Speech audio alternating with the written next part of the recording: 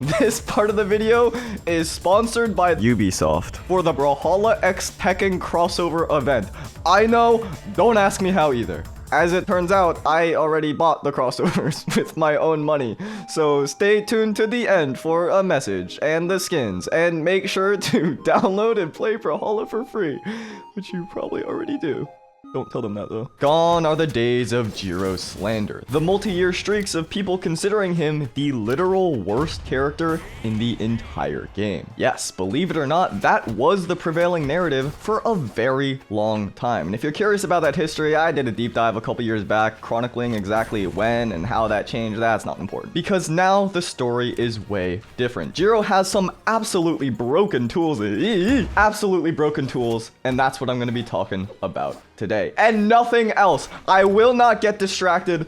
Don't know why I even need to make that disclaimer. Okay, maybe I know why. Let's start off with Sword Side Sig, maybe the biggest example of how Jiro went from underwhelming to overpowering. Now this is Jiro on 4 strength. 4 strength, okay? Just a standard Bodvar in the orange, and they're dead. Yeah, but okay, it's a side sig, it hits on the ground. Maybe just jump in the air. Maybe just jump in the air. You can just jump in the air. No.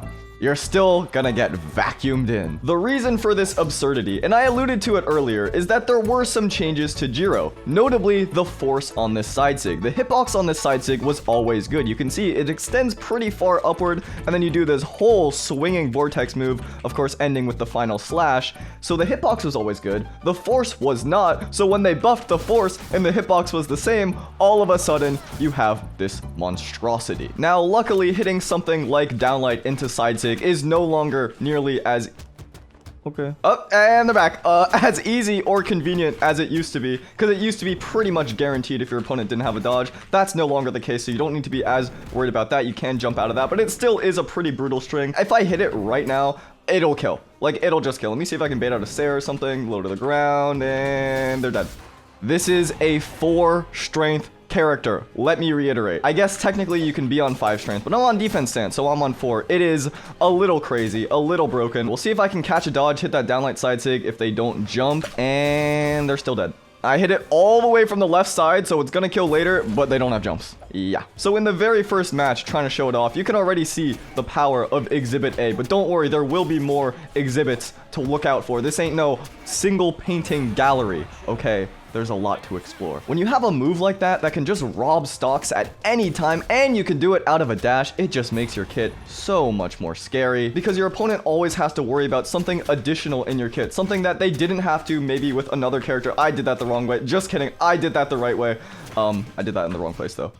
Whoopsies. But I'm not even worried, okay? Because I have my side sig. I could kill them literally right now. Honestly, if I side sig right there, they were dead. I probably should have instead of the GC downlight, but I guess it doesn't really matter. What I do want to show off is you can really start to bait people with your movement, force them into one error, and then do it on reaction. I mean, this is a diamond opponent. This is someone that's not unfamiliar with the game's mechanics, and what options are in my kit, and yet still, you can get away with some little tricksies. Looking at their health bar, they are certainly in the range for this to kill. I mean, it's light red. Sword generally can't kill right here, but if I just bait something out, maybe a side sig, maybe a weapon toss, an unarmed nair like that, all it takes is one mistake, and your stock can just get stolen away. That's maybe why this move, and in a larger sense, this character has gone so overlooked for so long, because those kinds of movement baits and everything is not something that you see in every single level of play. It is something that does take a little bit of experience, some time. I do want to see if I can get this sticky.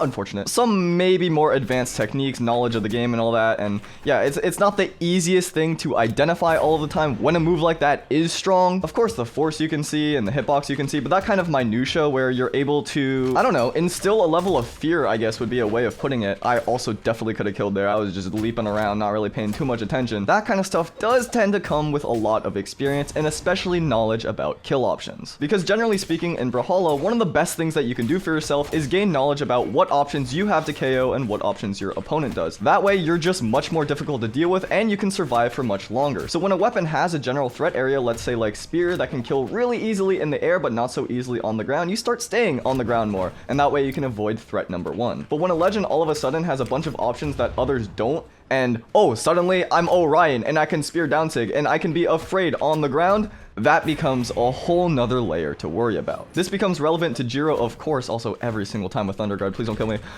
Because all of a sudden, you're not having to worry about KO options at 150, 160, 170, but maybe even 110, 120. It is pretty brutal, especially considering he's also high speed, meaning you have a lot of freedom. You can flow around all willy-nilly, and then all of a sudden you zoom across the map with a dash in side sig, and then you just get the kill. I think that's all I really need to say about that. I'll use it throughout the video more, of course, and if it kills early, it kills early, but let's move on to Exhibit B. Here lies another signature that kills incredibly early for his archetype, Sword Downsig. Now, believe it or not, this Bodvar is at 100 HP. Do you want to see how far Downlight into Recovery sends at 100? Because he's barely going anywhere. And yet this Downsig, which is designed to be hit at the ledge, meaning all of that good force is even closer to the blast zone, kills in light orange. I think the big difference between Sidesig and Downsig is that Sidesig is less obvious why it's so oppressive. Downsig actually kind of has the opposite problem, I feel, where no. I see what you're trying to do here. Where it's way more obvious that it's a good move. I mean, it has that giant disjoint, it has a spike, and so people tend to use it in worse spots. That might be a weird thing to hear me say, because I was just saying how good it is on the ledge, and like, isn't that where you're supposed to use it, by the ledge? And the answer is frustratingly yes and no. Because while it is really good on the ledge, and you can rob out options, you can take stocks incredibly early, part of its power comes from its imagined threat coverage. And my imagined friend. If you're playing against a Jiro, and every single time you're off stage, they always do Downsig right here. It's not really any surprise. There's nothing really to worry about because you know what's coming. Actually, because I'm playing against Thatch, it's kind of fitting. It's like if a Thatch does cannonballs every single time, you know what to expect. So evading it or even being worried about it in the slightest is not really a big deal. It's not really on your radar at all. And that's because the imagined threat in your mind every time you are off stage is not very high. Oh, I just wait for this and then I punish them when it's over. Or don't punish them. We don't have to talk about it. I spent the entire game waiting for a sticky bomb to spawn and it never did, so we're moving on. But on the other hand, if instead they seldom throw it out, but when they do, you can't punish it because they know the range and the recovery time like the back of their hand. Or even if it steals a stock super early because they just used it in the right spot. Now, for the rest of the game, maybe even the rest of time, you are terrified of it. Like right here, they've got to be worried about the Downsig, right? So I just do a short one instead, and it makes my ground pound that much easier to hit. I'm glad it hit, because otherwise that point would have sucked. Now here's where things get a little bit weird. Dexterity and defense have always been Jiro's two big weaknesses people have looked at, but now you can hit that true even on defense stance. You don't even need to lock in extra dex. So Jiro's Scythe has the ability to build up damage in a way that most other Scythe characters can't with guaranteed true combos, and his sword has ways to KO in ways that most other sword characters can't with his ridiculous force. On both weapons, he has properties that other legends would dream to have. Let's see if I can combine the three main things I talked about today in this final game right here. I mean, you already saw it against the Brynn, the Nair, and Tesair true combos and how brutal that can be, but given that this is a fresh stock, we'll see if I can, I mean, yeah, like that's insane damage buildup. Look at, they're in the orange. And now you know what being in the orange against Jiro means. We'll see if I can't pick up a sword for myself right here, hit a nice side sig, maybe even a downlight into side sig if they're not too keen on jumping. I mean, especially on this area right here. I could have done it right there. I really felt like standing still though. I have a feeling they're going to retreat to the platform again, so I'm just going to sneak underneath and do a quick GC.